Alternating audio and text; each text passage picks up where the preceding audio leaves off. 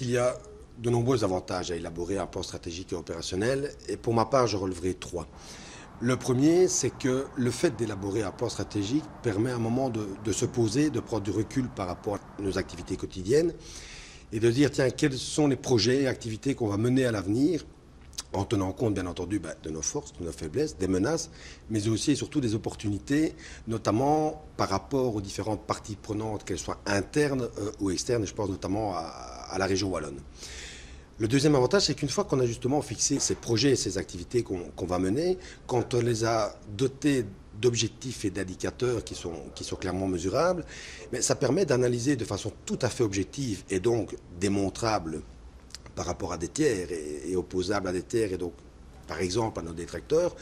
la qualité des activités que nous menons.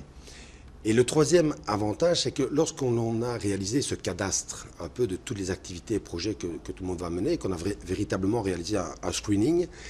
ça a permis de déceler toute une série de matières où différentes institutions, à des degrés divers bien entendu,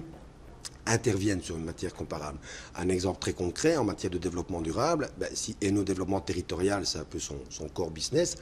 on a vu que toute une série d'autres institutions, comme l'ESH, la DGS et beaucoup d'autres, apportaient un peu leur pierre à l'édifice. Et ça se traduit comment? Un exemple à nouveau très concret. Le 14 décembre, nous remettrons les prix du premier prix du développement durable de la province de Hainaut, Hainaut Horizon, où ce sont pas moins